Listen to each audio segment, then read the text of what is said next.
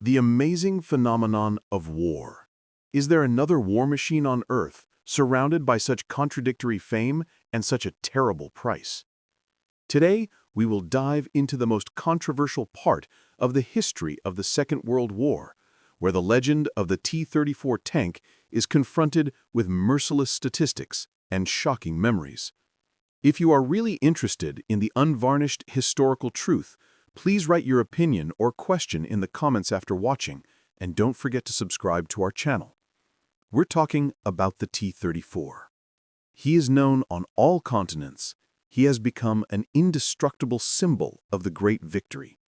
However, behind this halo lies a difficult reality, which has been kept silent for many decades. Why did such a huge number, namely 80% of the crews, not return from the battle? What turned this steel symbol into a mass grave for those inside? Our goal today is to unbiasedly analyze the technical solutions, the testimonies of the participants in those events, and the surviving documents in order to understand why the 34 was a deadly danger machine for its tankers. This will be the most honest story possible because the story requires full understanding. Summer of 1941. German armored formations cut through the Soviet defenses with incredible ease. The power of the Wehrmacht seems irresistible. Their armored vehicles are equipped with high-quality radio communications, excellent optics, and crew training took from 1.5 to 2 years. What was happening in the ranks of the Red Army? The obsolete BT-7 and T-26 were in service, which burst into flames with a single hit. But by autumn, a new tank appeared on the front line, unknown to the enemy. The German mechanics, drivers, and gunners were stunned. Their main 37mm cannon could not penetrate the armor of this Soviet giant. The shells only ricocheted, but the combat vehicle continued to move, crushing enemy positions. It was the famous T-34.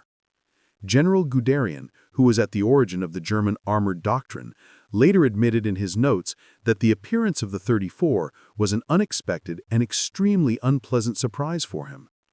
The Germans immediately set up research groups to study the captured samples, trying to unravel the secret of creating such a powerful machine. The vast majority of the technical characteristics of the T-34 were superior to the main German tanks of that era. His 45mm thick sloping armor had the equivalent of about 90mm of vertical protection on the frontal projection. The powerful B2 diesel engine developed 500 horsepower, and the wide tracks provided it with excellent off-road performance. The 76mm F-34 cannon was capable of hitting any enemy tank at a distance of up to 1 kilometer. The speed on the highway reached 55 kilometers per hour, and the power reserve was up to 300 kilometers. On paper, it seemed like the perfect fighting machine. Even Western military experts still consider the T-34 to be the best medium tank of the first half of the war. It was easy to manufacture, demonstrated reliability, and had impressive weaponry. It was produced in colossal quantities, reaching more than 58,000 units over the years of the war. This production volume exceeded the total output of all German medium and heavy tanks combined. It would seem that with such superiority in weapons, victory should be assured. But then why did such astronomical losses become the price of this triumph? Why did 8 out of 10 tankers not fail to survive to the end of the war? Let's look at the reasons for this tragic balance. The root cause of the monstrous losses was embedded in the very concept of military production. The Soviet Union relied on maximum mass participation. Tanks were needed by the thousands, and they were needed immediately. The factories has switched to round-the-clock operation. Teenagers, women, and the elderly stood at the machines, working from 12 to 16 hours a day. The workshops were cold, and there was a shortage of food, but the production plan was carried out at any cost. This is where the first sacrifice began: build quality. In order to speed up the process, everything was simplified. They reduced the number of hatches, reduced the number of viewing devices, and saved on metal. While the German tank was assembled over several weeks with a thorough check of each unit, the T-34 could be assembled in a matter of days. Let's take a look at the specific numbers. In 1941, it took about 8,000 man-hours to create one 34. By 1943, this rate was reduced to 3,800 hours. The savings are impressive, but at what cost? By simplifying design solutions, reducing welding quality requirements, and using cheaper and more primitive materials. The armor was welded in a hurry. The seams were uneven. There were sharp metal edges sticking out everywhere inside the hull, against which the crew members constantly received cuts and bruises. The surveillance devices were extremely primitive. The driver looked at the world through a narrow slit. The visibility was terrifying. The tank commander in the turret had a panorama of the PT-4K, but the quality of the optics left much to be desired. Now let's touch on the most critical aspect, ergonomics. If you imagine that there is a lot of space inside the tank, then you are deeply mistaken. The T-34 was cramped even by wartime standards. The four-man crew was, figuratively speaking, on top of each other. The commander, gunner, and loader were located in the turret where there was barely enough room to turn. The driver-mechanic and the radio operator-gunner were sitting in the hull, bent over very much. When driving over rough terrain, the crew constantly bumped into the inside of the car. Bruises, abrasions, and bruises were commonplace. But that was just the initial problem. The main thing was that when an enemy shell hit, this cramped space instantly turned into an instrument of death. When the armor broke through, the red-hot fragment penetrated inside with great speed. In a closed volume, it ricocheted off the walls, tearing people apart. Imagine a shell pierced the side. A fragment the size of a palm flies at the speed of a bullet, bounces off the opposite wall, from the ceiling, from the floor. The crew didn't have the slightest chance to dodge it. It was a real death lottery. Veterans recalled that after fierce fighting, the tank's interior had to be cleaned of human remains. This is not an exaggeration, but a terrible fact of military life. But even if the armor could withstand a hit, the crew could still be injured or killed. This phenomenon was called backwash exposure. When a heavy projectile hits the armor but does not penetrate it, metal particles fly off from the inner surface of the armor. These secondary fragments fly apart inside the car at great speed. They could injure or kill a crew member even if the basic protection was not breached. This effect was especially pronounced on the early T-34 models, where the armor quality was unstable. The metal could be too soft or too brittle. In both cases, the backwash effect was significantly enhanced. Now let's talk about fire, the most terrifying nightmare of tankers. The T-34 was equipped with a diesel engine, which was generally considered less flammable than a gasoline engine. This is only partially true. Yes, diesel fuel is more difficult to ignite with a spark or a cigarette butt, but in combat conditions, when a projectile pierces the engine compartment or fuel tank, diesel burns no less fiercely than gasoline. Moreover, the diesel flame emits thick black smoke that instantly fills the cabin. The crew could suffocate before the fire engulfed them. And now about the most dangerous design solution, the placement of fuel tanks. In the initial versions of the T-34, 2 fuel tanks were located directly in the fighting compartment, on the sides. Yes, you are not mistaken. Imagine you are in a tank, and next to you there are containers with hundreds of liters of diesel fuel. One hit on board, and you find yourself in a fiery trap. Later, these tanks were moved or better protected, but this deadly feature remained on thousands of vehicles of the initial stage of the war. Tankers often called the 34 a lighter. The American Sherman had similar nicknames, but in our conditions, this problem was no less acute. When the tank caught fire, the crew had only a few seconds to escape, a few seconds between imminent death and rescue. But it was extremely difficult to get out. The T-34 of the first series had only 2 hatches, one for the commander in the turret and one for the driver. The other 3 crew members could only leave the car through the commander's hatch. Imagine the picture. Panic. The tank is on fire, smoke inside. 3 people are trying to squeeze through one small hatch. Often, the radio operator and loader simply did not have time to get out. They were burning alive inside their steel monster. There are heartbreaking memories of veterans. One tanker told how, after being hit, he managed to get out through the driver's hatch while his comrades were stuck in the turret. He could hear their desperate screams, but he couldn't get close to the tank because of the force of the fire. After a minute, the screams stopped. This is a psychological trauma that cannot be cured. Many tankers became addicted to alcohol after the war, unable to forget these nightmares. They woke up at night in a cold sweat, hearing the screams of their comrades burning alive over and over again. Let's move on to the issue of ammunition. The T-34 was carrying 77 76mm shells. This is a very large ammunition package. The shells were distributed throughout the tank, in the hull, in the turret, even on the floor.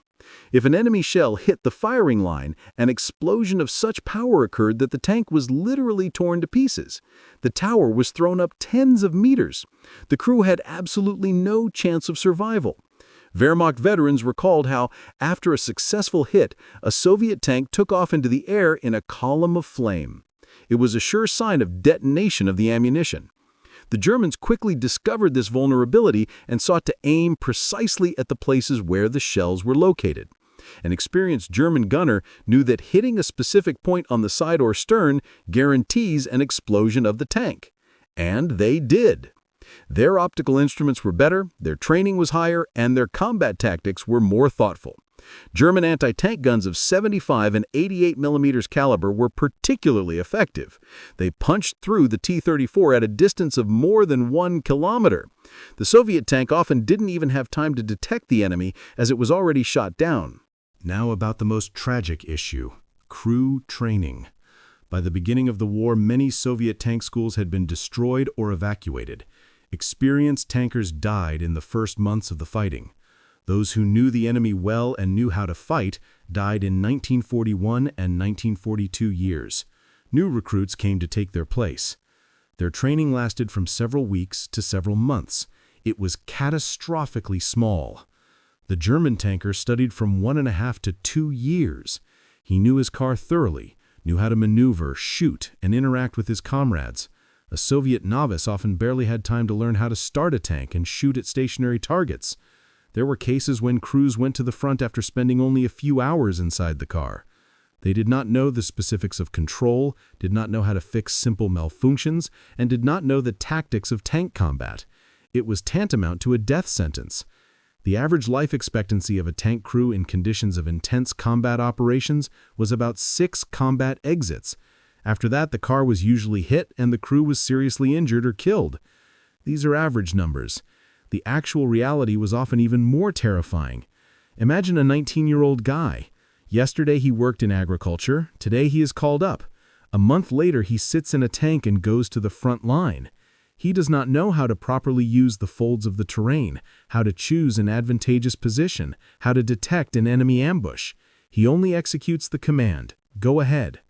And the German anti-tank gun, camouflaged in the bushes, is quietly waiting. 1 accurate shot, and 4 more young lives are cut short.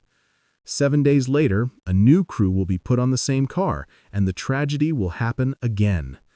The problem was compounded by the lack of reliable radio communications. In the early period of the war, radio stations were installed only on command vehicles. The rest of the tanks in the company or platoon had no radio at all. Communication was maintained using flags or wired phones in parking lots. In combat conditions, this led to complete chaos. The commander could not quickly lead the unit. The tanks operated separately and could not provide mutual support. The Germans skillfully took advantage of this, smashing Soviet tank formations one by one. Even when radio stations began to be installed on all tanks, their quality often left much to be desired. The 10R radio station had a range of only 3 to 4 kilometers in motion, and the sound was full of interference. In battle, when the explosions of shells rattled around, the engine roared and the tracks rumbled, it was almost impossible to hear the order on the radio. The commanders often switched to primitive missile signals or simply pointed out the direction from the hatch. Now let's turn to the tactics of using armored vehicles. During the first period of the war, the Soviet command often used tanks irrationally. They were thrown into direct, frontal attacks on fortified enemy positions without prior reconnaissance, without proper infantry and artillery support. The tanks advanced in columns along the roads, where they could be easily knocked out. It was a real meat grinder. The Germans shot the advancing vehicles in cold blood from ambushes. After such battles, the fields were littered with the burning skeletons of 34s. A classic example is the Battle of Prokhorovka in July 1943. Soviet tank units were launched into a counterattack against German anti-tank defenses and heavy tanks. The result was disastrous. Hundreds of tanks were destroyed in a few hours. The battlefield has turned into a colossal graveyard of equipment. The Germans used competent tactics, occupied advantageous positions, created firebags, destroying Soviet tanks at long range. Our tankers, with their poor optics and insufficient training, often did not even have time to react to the threat. Of course, the situation began to improve over time. By the middle of the war, more experienced crews had appeared. Tactics had become more advanced, and the tanks themselves have been upgraded. The T-34-85 received a new, more powerful 85mm cannon, an enlarged turret with an additional escape hatch, and improved protection. It was a qualitatively different level, but the losses were still huge. Even the most experienced crews were killed because the enemy was also not standing still. Heavy Panthers and Tigers appeared, which could destroy the T-34 from a distance of up to 2 kilometers, while remaining invulnerable to its guns. To hit the Panther or Tiger, the Soviet tankers had to approach a distance of 300–500 meters, aiming at the side or stern, where the armor was weaker. This meant coming under heavy fire, losing vehicles one by one, until someone managed to get close and hit a vulnerable point. It was suicidal, but there was no other choice. The tankers knew that they were going to certain death, but the order was obeyed. Their courage and self-sacrifice aroused boundless respect. But this does not negate the fact that they often became victims of the enemy's technical superiority and tactical miscalculations. Now let's talk about the psychological aspect. The work of a tanker was one of the most difficult and dangerous at the front. A tank is not just a car. It's a steel sarcophagus that could become your grave at any moment. Every time they went into battle, it could be their last. The tankers were aware of the statistics. They understood that most of them would not return. This created a monstrous psychological strain. Many crews fell into a stupor of fear before the attack. The commanders had to literally force people into the tanks. There have been cases of cross-shootings, desertion, and even suicide. People couldn't stand the strain, but the vast majority went into battle. Overcoming their fear, they understood that they were defending their land, that there was nowhere to retreat to. They were doing their duty. After the battle, if the crew survived, people were in a state of shock. They saw their comrades burning, heard their screams, and smelled burnt flesh. It's impossible to forget. Many veterans after the war could not look at an open fire, could not stay in cramped rooms. It was a post-traumatic reaction, but they didn't talk about it at the time. The survivors just continued to live as best they could. A remarkable fact: among the tankers, there was an extremely high percentage of those who were awarded combat medals and orders. Why? Because those who survived after many battles were indeed heroes. They gained invaluable experience and became true masters of their craft. They were aces capable of destroying several enemy tanks in one battle. Their experience was treasured, recalled from the front line, and appointed instructors to train new recruits. But even these masters sometimes died. One random shot, one ridiculous accident, and military glory, skill, experience, everything disappeared in flames. Now, a few words about the technical flaws that also contributed to the high mortality rate. The T-34 transmission was its weakest point. The gearbox was tight, uncomfortable, and often malfunctioned. The driver had to have great physical strength to shift gears. In order to put the lever in the right position, sometimes you had to use a hammer. This is not a story, but a harsh reality. In combat, when instant reaction and maneuver were required, such a transmission became a huge problem. Tanks often broke down on the way to the front. The engines overheated, failed, the tracks flew off, the support rollers broke.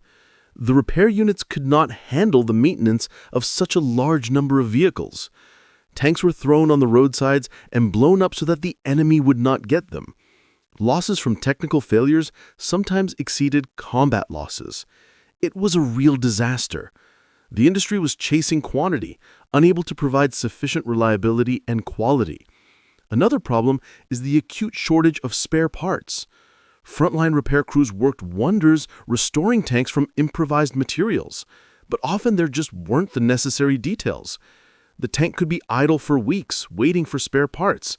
Meanwhile, fierce battles were taking place on the front line, and every car was worth its weight in gold. It turned out to be a vicious circle. There are many tanks, but few combat-ready ones, and those that went into battle suffered huge losses due to all the problems described above. Let's look at the specific numbers. During the war, the Red Army lost more than 96,000 self-propelled guns and tanks of all types. T-34 made up the vast majority of this number. According to some estimates, about 44,000 34s of various modifications were lost. Considering that about 58,000 were produced, it turns out that most of the tanks produced were destroyed. Of course, many tanks were knocked out and rebuilt repeatedly, but the scale of these losses is simply staggering. And now about the human losses. There is no exact data on losses among tanker crews. These figures are still either classified or not properly accounted for. But according to indirect calculations, several 100,000 tankers died and went missing. Some historians put the figure at 300,000 people. It's a whole army. Imagine 300,000 young men who burned in tanks, were blown up by shells, and died of their wounds. Everyone had their own family, dreams, plans, and it all came to an end in the steel trap of the T-34. Of course, the historical context must be taken into account. It was an all-out war.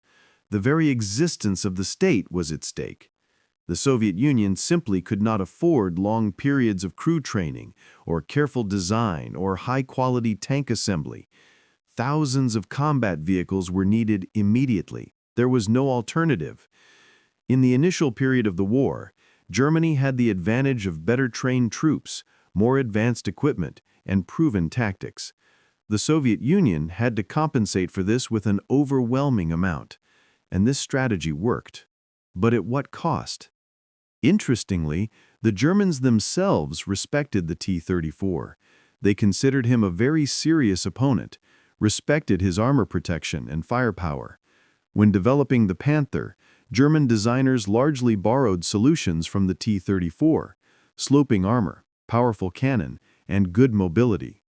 But even recognizing the advantages of the Soviet tank, the Germans were well aware of its weaknesses and exploited them. Experienced German tank aces like Kurt Nispel or Michael Wittmann destroyed dozens of our tanks. They knew exactly where to aim, how to use the superiority of their technique. On the other hand, we also had our aces: Zinovy Kolobanov, Dmitry Lovrenenko, Alexander Burda. These people demonstrated what a well-trained crew on the T-34 is capable of. Kolobanov destroyed 22 enemy vehicles in one battle near Leningrad. This is a feat that has gone down in history, but there were very few such masters. Most of the crews were ordinary guys who did their best, but did not have enough experience and training to fight effectively. By the end of the war, the situation had improved significantly. The Red Army has learned how to fight. Guards' tank armies appeared, equipped with experienced crews and modern equipment.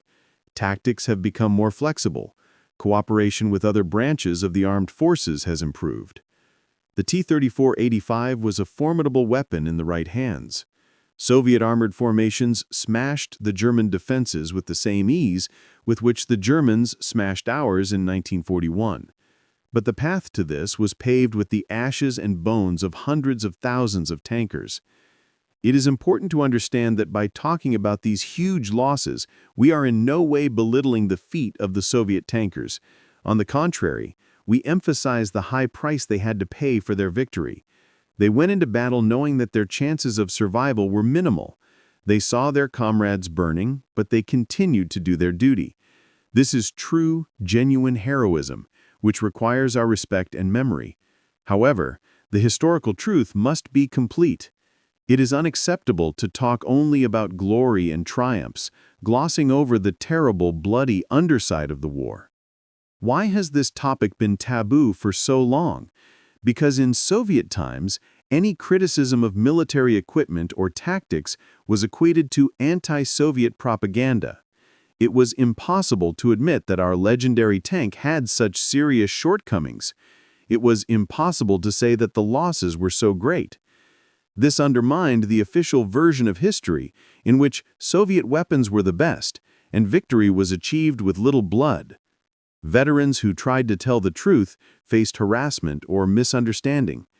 Their memoirs were not published, diaries were seized, and history was written to please the political leadership. It was only after the collapse of the Soviet Union that honest research, memoirs, and declassified documents began to appear. Historians, having gained access to the archives, were horrified by the scale of the losses. It turned out that the numbers were much scarier than the official ones. Many tankers were reported missing, although in fact they burned inside their vehicles. Their remains remained in the burned-out tanks, which were then simply buried with the dead. This was a common practice as there was no time for identification and burial in conditions of intense fighting. There are memories of search engines that today find the skeletons of tanks with crews inside. 80 years later, they open the hatches and discover the bones of 4 people fused with metal from the monstrous temperature. This is a terrifying sight that clearly demonstrates what was happening inside the burning tank. The temperature reached thousands of degrees. The man didn't just burn, he literally turned to dust. All that remained of him were fragments of bones and teeth. There were other equally terrible causes of death. When a tank sank into a river or swamp, the crew was trapped. The water quickly filled the fighting compartment, and it was almost impossible to get out through the narrow hatches underwater. People were drowning, realizing that there would be no help. Or when the tank turned over, the crew was trapped. If there were no other soldiers nearby, people would slowly die from wounds or suffocation. These are the deaths that it is impossible to talk about without shuddering. Now let's talk about what happened to the surviving crew after the battle. The wounded tankers were taken to medical units. Burns were the most common injuries. It was extremely difficult to treat them in the field. There was not enough dressings, medicines, and qualified surgeons. Many of the wounded died from pain, shock, or blood poisoning. Those who survived were often left disabled for the rest of their lives. Faces disfigured by burns, amputated limbs, blindness. There were a lot of such veterans. The psychological injuries were no less serious. Concussions, nervous breakdowns, and states of shock. All this was a massive phenomenon among tankers. But in those days, there were no psychologists or rehabilitation centers. The man was simply sent back to the front as soon as he could physically stand on his feet. And if he refused to fight, he could be shot for cowardice or desertion. The military tribunals worked quickly and extremely harshly. The fear of one's own was sometimes stronger than the fear of the enemy. There were, of course, some bright moments. The crews who fought together for a long time became a real family. They knew each other down to the smallest detail, understood each other perfectly. Such crews were the most effective. The commander knew how the driver would behave at a critical moment. The loader and the gunner worked together as a single mechanism. In such crews, mutual assistance, trust, and a willingness to sacrifice themselves for the sake of their comrades reigned supreme. This is the real combat brotherhood. The veterans recalled that the hardest thing was to lose a crew member. When someone died, a new recruit took his place, and the crew had to get used to it again, learn to work together, and there was usually no time for that. The novice often made mistakes that cost the lives of the entire crew, or conversely, experienced tankers died protecting a recruit. It was a constant pain, a continuous loss. It was impossible to get used to the death of friends, but I had to live with it because the war continued. An interesting fact, many tankers carried a pistol with them not for combat, but for suicide. If the tank caught fire and it was impossible to get out, it was better to shoot yourself than to burn to death. It was the last choice left by the war. The command did not officially encourage this, but it did not forbid it either, realizing that a quick death from a billet was better than a painful death in a fire. Some tankers kept a grenade in reserve. If the tank was surrounded, it was better to blow up both the car and yourself than to be captured. The Germans did not stand on ceremony with the captured tankers. Speaking of captivity, it should be noted that Soviet tankers were often shot on the spot, especially in the early period of the war, when the Commissar order was in effect. Tankers were considered the elite of the Red Army, and therefore committed communists. They were not captured, but simply killed. There were cases when wounded tankers who were able to get out of a burning car were shot or burned with flamethrowers. These were war crimes, but on the Eastern Front, the war was waged to complete annihilation. Speaking of German tankers, they also had their own problems. The Panthers and Tigers often broke down, were difficult to repair, and required a lot of fuel. But their crews were better prepared, and most importantly, they often had the opportunity to retreat, repair the car, and return to service. Soviet tankers were often deprived of such luxury. If the tank broke down during the offensive, it was abandoned. If on the defensive, the crew died along with the car. The orders were extremely strict. Don't take a step back, stand to the last. And they stood and died. The figure of 80% of crew losses, which is included in the title, requires additional clarification. This does not mean that 8 out of 10 tankers died during the entire war. This means that in certain periods, during specific operations, losses reached this monstrous level. For example, at the beginning of the war, when Soviet tank formations were defeated in border battles, losses approached 100%. Entire divisions disappeared in a few days. Later, the losses stabilized, but still remained extremely high. According to various estimates, the total death rate among tankers during the entire war ranged from 40 to 60%. That is, every second tanker did not live to see victory. This is an intimidating figure. By comparison, the losses among the infantrymen were lower, although they remained huge. Tank troops suffered disproportionately high losses as they were constantly thrown into the heaviest sectors of the front. Tanks were the main striking force, and they were used where it was necessary to break through defenses, repel a counterattack, or close a breakthrough. And this always meant maximum intensity of fighting and maximum losses. Now let's think about whether these tragic losses could have been avoided. Theoretically, yes. If tanks had been produced more slowly, but with higher quality, if crews had been trained longer and better, if tactics had been more flexible and sophisticated. However, the harsh reality of the war did not give a choice. Germany was advancing, seizing territories, destroying our industry. It was necessary to immediately oppose something to the enemy, and the only way out was the mass production of equipment and the mass mobilization of people. It was a war of complete attrition, and the Soviet Union won it precisely because of its ability to take huge losses while maintaining its ability to fight. Of course, a lot had changed by the end of the war. The T-34-85 was a completely different car. More spacious, more comfortable, better armed, better protected. The crews had become more experienced, the tactics had become more competent. The Soviet tank armies in 1944 and 1945 were an incredibly formidable force. They marched from Belarus all the way to Berlin, sweeping away the German defenses. It was a different war, where the Red Army had both qualitative and numerical superiority. However, the path to this superiority was paved with tens of thousands of burnt-out tanks and hundreds of thousands of dead tankers. After the end of the war, the T-34 continued its service. He took part in conflicts in Korea, Vietnam, the Middle East, and Africa. Its production continued until the 50s, and the total number of cars produced exceeded 80,000. This is the most massive tank in world history. He has forever become a symbol of victory, a symbol of Soviet power. But for those who fought on it in 1941, 1945, it was, first of all, an instrument of war, with all its disadvantages and advantages. And its main drawback is the deadly danger to its own crew. Today, the T-34 stands on pedestals in hundreds of cities. He is shown at parades, books are written about him, films are being made. But when you look at this tank, try to imagine how the people inside it felt. The incredible crowding, the roar, the heat, the vibration. And then imagine how a red-hot splinter bursts inside or a flame breaks out. This terrible reality was the lot of hundreds of thousands of Soviet tankers. They deserve to be remembered not only for their unparalleled feat, but also for their unbearable suffering. The historical truth should not be one-sided.